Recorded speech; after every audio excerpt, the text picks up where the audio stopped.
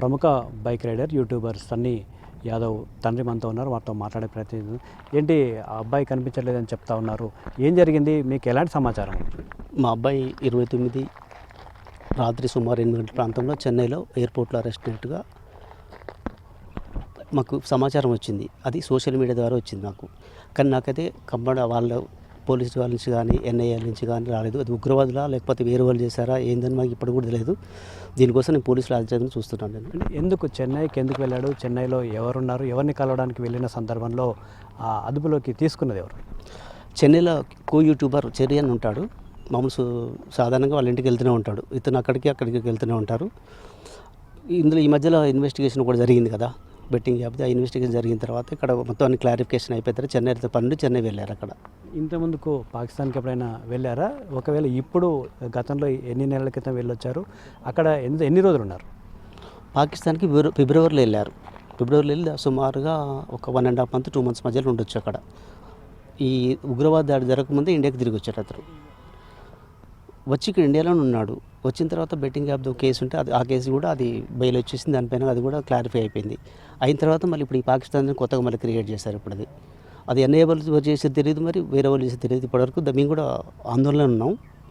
అంటే సన్నీ భయ్య కనిపించకపోవడం ముందు నుంచి కూడా మీ ఇంటికి పోలీసులు వచ్చినట్టుగా ఒకటి తెలుస్తూ ఉంది. ఎవరు వచ్చారు, వాళ్ళు ఎలాంటి సమాచారం మీ దగ్గర నుంచి సేకరించారు, ఎలాంటి పత్రాలు వాళ్ళు మీ దగ్గర పరిశీలించారు? మామూలుగా సెంట్రల్ నుంచి వచ్చామని చెప్పారు. అడిగారు అసలు ఎక్కడ బాబు అడ్రస్ ఇదేనా, ఇక్కడే ఉంటాడా, మొత్తం తీసుకుని మొత్తం అడిగారు నన్ను. అడిగితే మొత్తం అన్ని వాళ్ళకి చెప్పాను నేను. చెప్పిన తర్వాత వాళ్ళు వెళ్ళిపోయారు. అంతే, ఏం అడగలేము దాని గురించి. మళ్ళీ నన్ను ఎలాంటి సమాచారం అంటే దీనికి సంబంధించి మీకేమనిపిస్తుంది, ఎవరు తీసుకెళ్లారనిపిస్తుంది? అంటే సాధారణంగా ఇప్పుడున్న సమాచారం ప్రకారం ఎన్ఐఏ తీసుకెళ్ళిందని చెప్పవచ్చు. అంటే ఎన్ఐఏ ఉగ్రవాదులతో సంబంధాలు ఉన్నాయనే దానికి సంబంధించి దర్యాప్తుకు సంబంధించి తీసుకెళ్తారని చెప్తుంటారు. కాబట్టి అటువంటి దానికి సంబంధించి ఏమైనా ప్రమేయం ఉండొచ్చని మీరేమైనా అనుమానిస్తున్నారు? మాకు లేదు, అలాంటి ఏం లేదండి. అతను యూట్యూబరు. మామూలుగా ప్రపంచంలో సుమారు 40 దేశాలు తిరిగి ఇప్పటి వరకు. దానిలో భాగంగా పాకిస్తాన్ ఒకటి.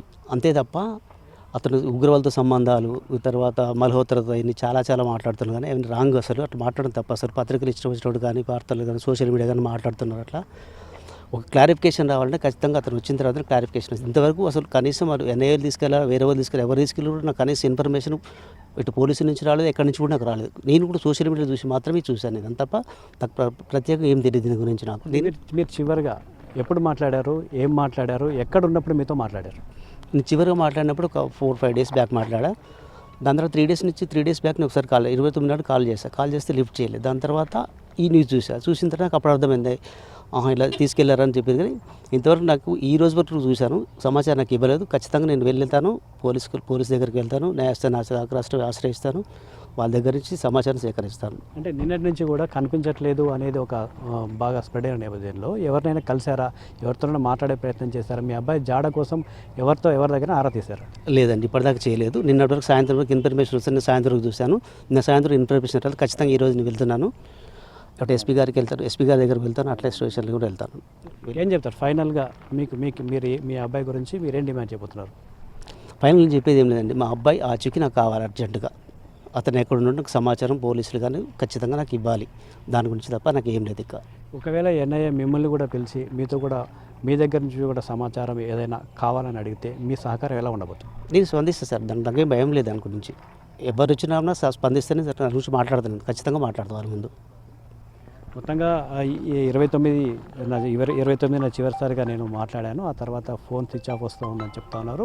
బైక్ రైడర్ ఎవరైతే ఉన్నారో అతని దగ్గరని వెళ్ళిన సందర్భంలోనే సన్నీ యాదవ్ మిస్ అయ్యారని కూడా చెప్తా ఉన్నారు.